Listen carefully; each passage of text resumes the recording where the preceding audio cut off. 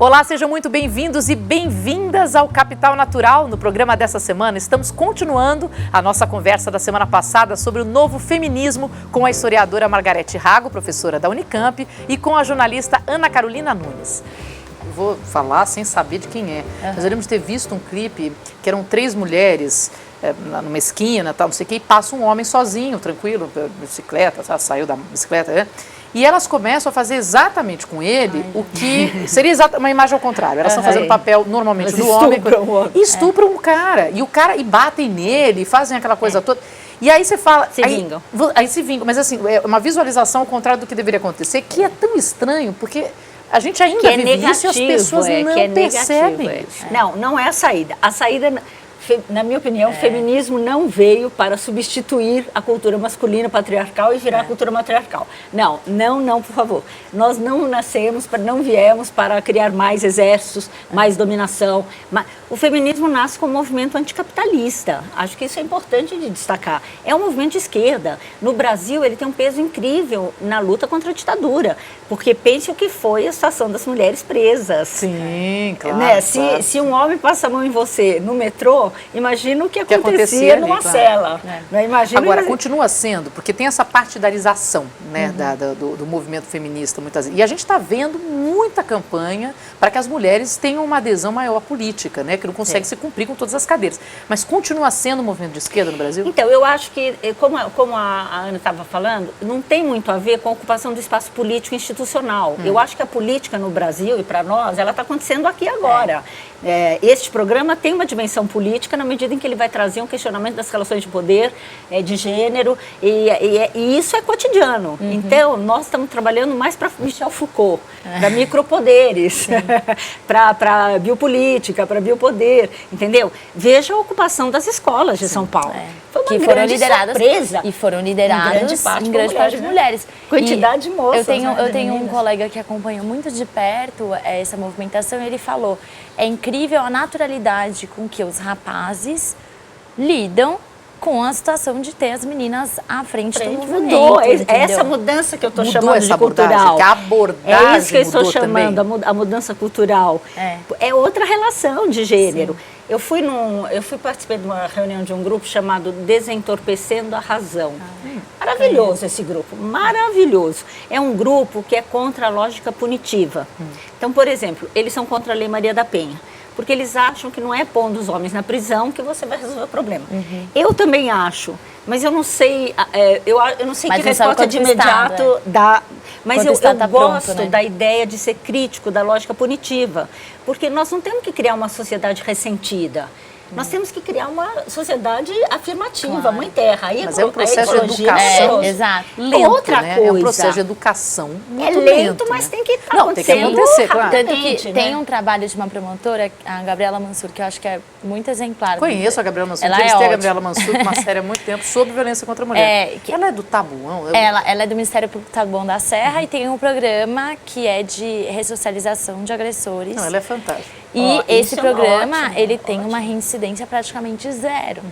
Então, porque ele Você chega a ter que explicar para a pessoa, não pode bater. Então, mas porque ele foi educado que podia bater. Eu acho que é a mesma lógica, por exemplo, é muito comum quando a gente vai reclamar das manifestações de machismo na sociedade, falar assim, não, mas tem muita mulher que é machista. Eu falo assim, peraí.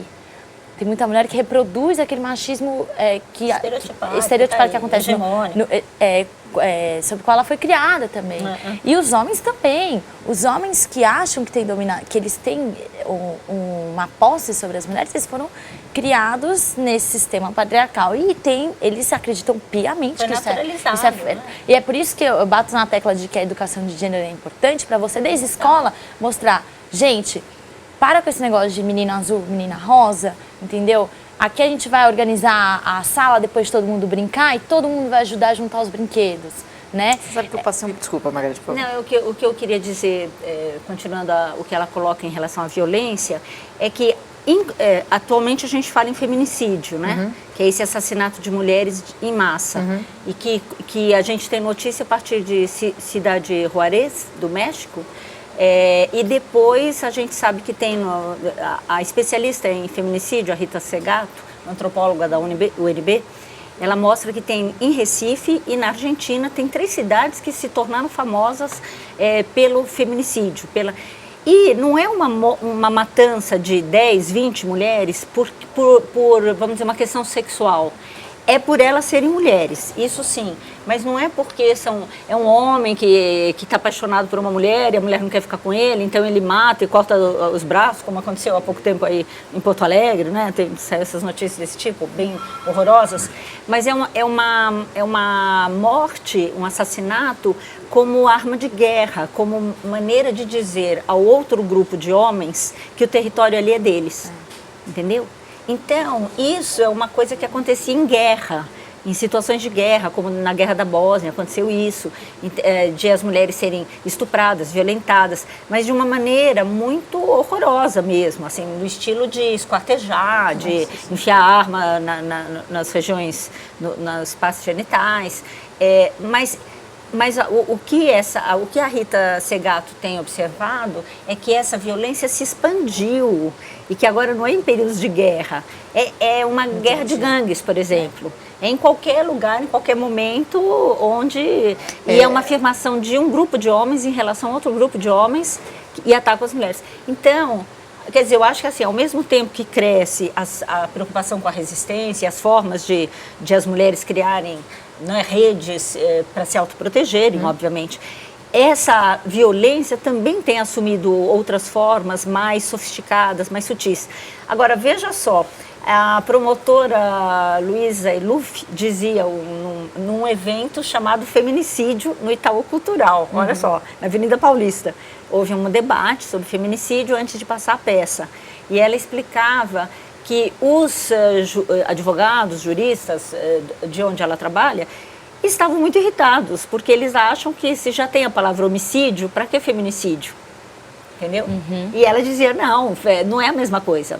Feminicídio é uma morte, não são bandos de homens que são mortos, são bandos de mulheres.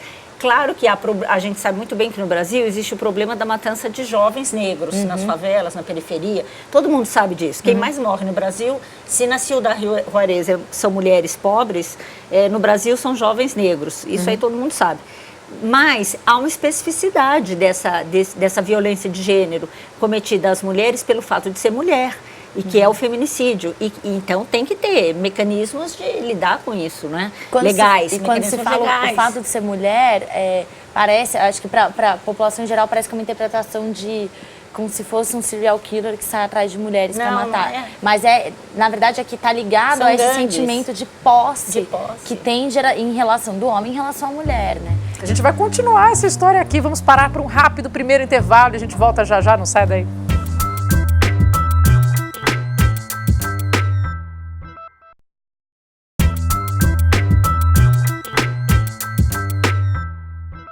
Estamos de volta com o Capital Natural, que hoje fala sobre o novo feminismo com a historiadora Margarete Rago e com a jornalista Ana Carolina Nunes. Margarete, você como historiadora, tem uma parte aí de história da arte e você trabalha muito, fala muito bem sobre isso. Queria que você falasse da importância, né, da história da arte com o feminismo, como a mulher através da história da arte e como é que se traduz, inclusive, nos dias de hoje. O que eu gostaria de destacar nesse ponto... Bom, primeiro eu gostaria de destacar que eu não sou uma historiadora da arte. Sim. E existem, no Brasil começam a aparecer.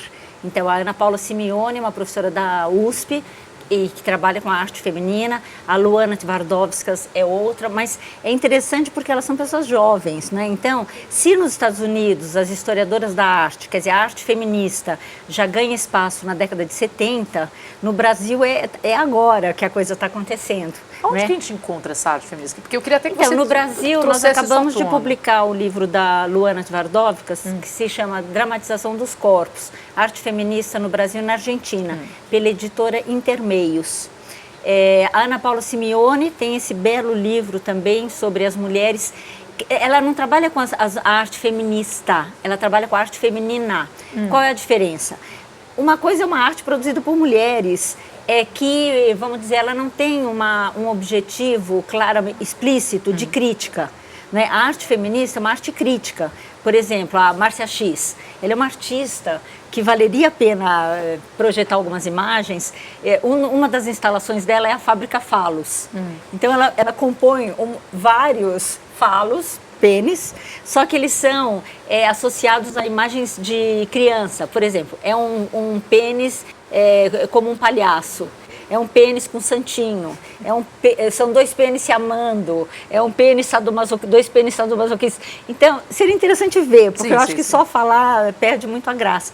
Mas ela faz uma crítica ao patriarcado através da sua arte. Ou então a Cindy Sherman. A Cindy Sherman é uma americana que deve ter na minha faixa de idade, que ela é fotógrafa e ela só se fotografa. Eu tive a chance de ver o trabalho da Cindy Sherman no MoMA, no Museu de Arte Moderna de Nova York, 2 ou 3 anos atrás. E ela tem 5.000 fotos dela. E nenhuma foto dela fala dela, mas fala dos estereótipos. Então, ela como rainha, ela como caçadora, ela como prostituta, ela como freira, ela como socialite, ela como andrógina, ela como a jovem romântica dos anos 50, esperando o telefone tocar e o namorado chegar, ela como louca, maravilhoso. Então, valeria a pena também trazer as imagens. A Cindy Sherman, com essas fotografias, que são também retratos, ela é uma fotografia dela mesma, mas é trabalhado. Ela trabalha o cenário, a roupa, a pintura, e todas são um pouquinho escrachadas. Ou a sobrancelha é muito forte, ou a testa é muito alta, ou é a Madonna dando de mamar para o nenê, mas o seio é de madeira. E o nenê é um negócio encoberto que você não sabe exatamente se é um nenê, se é um gato, o que é que está ali, entendeu? Então, uma crítica da maternidade, da mãe, Santa Maria, de todo esse discurso. A arte feminista e a arte feminina. Mas então, a feminina é da mulher, a mulher que faz a Tarsila do Amaral, Anita Malfatti. Mas é a mulher através não necessariamente da história, elas são nas pinturas através da história. Então, tem uma história aí. Peraí, deixa eu só separar um pouquinho. O fato de uma mulher pintar não necessariamente significa que ela produz uma arte feminista. Sim, claro. Porque ela pode estar reproduzindo os valores da sociedade, da sua época, e não está preocupada com isso. O que a gente tem observado é uma série de artistas feministas no sentido de que elas estão fazendo denúncia, como, por exemplo, a Cindy Sherman. Ela está fazendo crítica dos estereótipos dos papéis sociais das mulheres. E ela mesma não aparece. Entendeu? Mas ela está usando o seu corpo, o seu rosto para desrealizar-se. Né? Ela se realiza nessa fotografia. Existem homens que fazem isso? Eu fico pensando até no próprio a história da mulher através da pintura. Você está falando da mulher na pintura. Existem homens que pintam mulheres. Isso você vai na Pinacoteca, você vai em qualquer museu, no MASP. Toda a as mulheres da foram arte sempre grandes objetos. Mas isso é um registro de como a mulher era vista em cada período. Nós estamos preocupadas com a produção feminina, com as mulheres que se retrataram, entendeu? Porque assim, uma coisa é os homens pintando as mulheres, o Toulouse-Lautrec pintando as prostitutas, o Manet, eu não sei quem. Outra coisa são as mulheres se trazendo, se pondo na cena. A maioria não ficou famosa. Veja Frida Kahlo, que o Diego Rivera é famoso, ela está famosa agora, 60 anos depois. Artemisia Gentileschi, ela é discípula do Caravaggio. Quando houve a exposição do Caravaggio aqui no MASP, a Artemisia Gentileschi apareceu um quadro dela, de uma pintora do século XVII. Apareceu um quadro dela numa salinha, exatamente a Madalena arrependida, escrito assim, era uma mulher com muitos problemas sexuais. A artista, entendeu? Então, assim, em 1970, uma historiadora americana da arte recuperou a Artemisia Gentileschi de séculos atrás, falando, olhe para o quadro dela, olha para a pintura dela, olha a qualidade do trabalho. E olhem para esse quadro, Suzane e os Velhos. É uma denúncia de estupro, porque ela tinha sido estuprada. Mas nunca ninguém leu como sendo denúncia de estupro. Em suma, vamos dizer, a arte feminista é muito recente. Por exemplo, nós estamos tendo... Foi aberta agora na Pinacoteca do Estado de São Paulo, né? A exposição de artistas afrodescendentes, e uma delas é a Rosana Paulino, que trabalha muito com os temas da escravidão, da mulher. Ela usa muito essa imagem da mulher com a boca costurada, com tecido. Né? Então ela traz muito assim, com elementos femininos, ela faz uma imagem que é forte, né? De denúncia do silenciamento das mulheres, da opressão das escravas. Então eu acho que assim, você encontra muitas mulheres na literatura, na arte. Na música. Na música. Na música eu falei que eu não sei ainda o resultado dessa pesquisa da Ana Carolina de Toledo Murgel, que está fazendo apoiada pela FAPESP, mas ela já nos anunciou 1.200 compositoras brasileiras que a gente não tem a menor noção, não sabe que aquela música não foi feita por um homem, foi feita por uma mulher, entendeu? E no campo da literatura, a historiadora Norma Teles tem um livro maravilhoso chamado Encantações, Imaginação Literária e Escrita Feminina, sobre as escritoras do século XIX no Brasil que não estão nos nossos livros de história da literatura, entendeu? Então eu penso assim, que na minha área de história, a gente está trazendo o passado das mulheres, porque até 1970, quando você falava em mulheres na história, de quem você falava? Da Cleópatra, da Joana d'Arc e das amantes do Dom Pedro. Não, e a princesa Isabel, claro. Então, tinha meia dúzia, não é? E assim, meia dúzia e folclorizadas, né? Quer dizer, a gente não sabia de uma Maria Lacerda de Moura, uma anarquista. Você sabia que a Maria Lacerda de Moura tem 10 livros sobre sexualidade e corpo nos anos 20 e 30? Não. Um deles se chama A Mulher é uma Degenerada, porque o segundo o doutor Cesare Lombroso, pai da antropologia criminal, sabe? Sim, sim. Quem tem cérebro. As mulheres tinham cérebro e as prostitutas tinham cérebro menor ainda que o da mulher, que era menor que o do homem. E essa era uma degenerada nata. Nasceu... Por isso pode matar, porque já nasceu assim, nunca vai, o cérebro não vai crescer. Entendeu? E ela escreveu um livro, A Mulher é uma Degenerada. Amai e não vos multipliqueis. Não é? Exército para recuso, denuncio. É impressionante a crítica da Maria Lacerda de Moura. Se você lê hoje, você fala, gente, ela é uma feminista da década do ano 2000, entendeu? Impressionante. E onde estão os livros dela? Onde estão os livros Onde estão os livros dela? Estão a editora Mulheres, de Florianópolis, pequena, que era, cuja editora era a Zaide, que acabou de falecer, republicou alguns livros. Mas você acha que as grandes editoras vão publicar? Não. Quer dizer, os homens que falaram grandes besteiras sobre nós, aí estão. Né? Aí estão, são grandes, continuam falando e continuam republicando, está na 20ª edição. As mulheres, é uma guerra para as mulheres conseguirem publicar. Pausa para um respiro, porque a gente vai para o intervalo, mas ele é super rápido, não saia daí.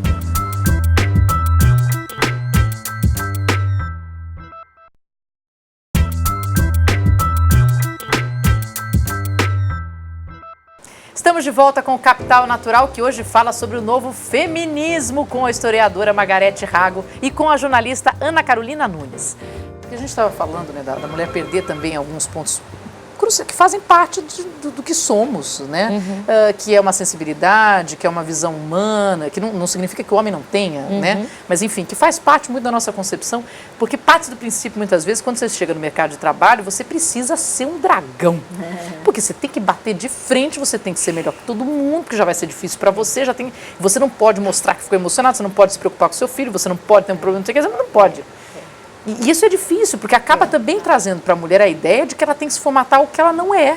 Mas ela sendo ela, vira homem, né? Vira homem, e ela sendo ela, pode ocupar a mesma posição e trazer esses pontos diferentes. Aí que eu acho que é a grande contribuição feminista, na medida em que as mulheres entram e feminizam o espaço, mostrando outras saídas, outras possibilidades de organizar, outras possibilidades de ser...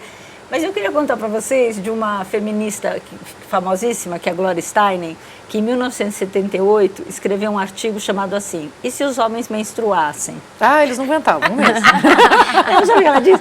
Eu só vou dizer rapidinho 3 coisas. Ela diz, a indústria farmacêutica cresceria absurdamente. Tampão, John Wayne, Mods, Kirk Douglas...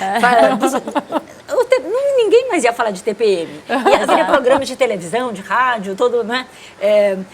A televisão, o rádio, o teatro, eles fariam peças chamadas com assim, o Michael Douglas e o Robert Redford, porque ela escreveu em 78, né? Chamados Os Irmãos de Sangue. E finalmente, o artigo é longo, mas o final ela diz assim, e os líderes dos partidos, sindicatos, políticos de esquerda, direita, padres, pastores, fariam discursos dizendo que só os homens têm sangue renovado para dar pela pátria. fantástico a releitura que ela fez da menstruação. Que foi, assim, uma maneira de você se odiar, sim, não é? Claro, uma das coisas, não é? Você tinha alguma coisa que era um sangue, não é? As bruxas iam para a Inquisição, a gente se odiava, porque todo mês, não é? E ela faz isso uma releitura. Nessa época não tinha depilação, não conhecia a depilação brasileira. Se for uma depilação, os cinegrafistas estão quase tudo morrendo aqui. Mas não é fantástico essa imaginação feminista? Sim. Então eu acho que é isso, o feminismo entra, isso, faz o que ela fez, vai lá no metrô, vocês têm que ter políticas públicas. Tão simples, tão simples. Deu uma resposta que nem o prefeito tinha pensado. Vocês acham que não é fácil ser mulher nos dias de hoje? Tentem imaginar então o que foi ser negra e eleita deputada numa terra dominada por oligarquias.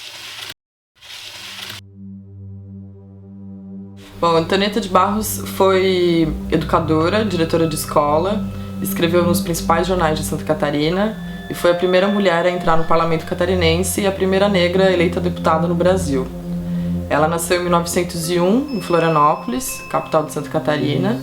A mãe dela era escrava liberta, veio para cá para acompanhar o Vidal Ramos, que na época foi eleito vice-governador do estado. Então a mãe dela veio, teve 2 filhas, a Antonieta de Barros e a Leonor de Barros.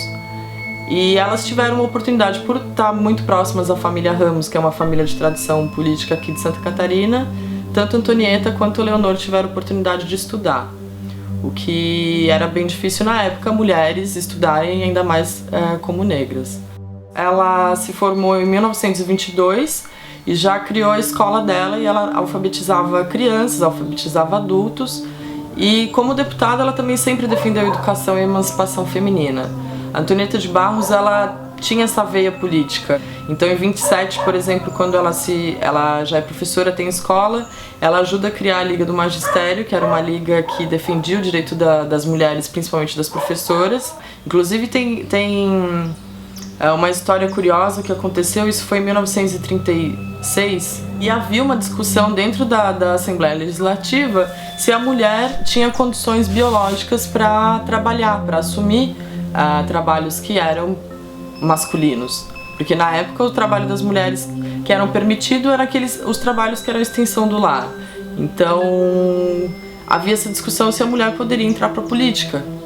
E numa discussão dentro da Assembleia, um deputado, que foi o Arão Rebelo, chegou a dizer que a mulher não nasceu para ser dirigida, que ela não tinha vontade própria e que não tinha condições biológicas mesmo para assumir um cargo masculino. E nesse debate caloroso, alguém perguntou, mas e como que o senhor tem coragem de dizer uma coisa dessa no estado em que tem Anita Garibaldi como um grande símbolo, né, a grande heroína do estado de Santa Catarina? E ele respondeu que a Anita Garibaldi era uma vagabunda, e isso foi o maior rebuliço, assim, na época.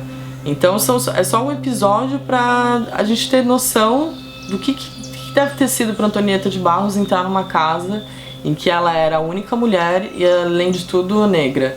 Então eu vi essa urgência de contar a história dessa mulher incrível. O filme Antonieta é um documentário de 15 minutos sobre Antonieta de Barros e ele é feito todo de material de arquivo e locução. Eu tive bastante dificuldade nesse processo porque, infelizmente, o estado de conservação das imagens e o material de arquivo deixam muito a desejar. Deu até para entender um pouco por que não se sabe tanto de Antonieta de Barros, porque não se tem essa preocupação com a memória. E eu ainda tive bastante sorte, porque nas vésperas de finalizar o filme, eu consegui o contato com o sobrinho neto dela, que cedeu algumas imagens que estavam com a família. A gente vive momentos, né? São ciclos.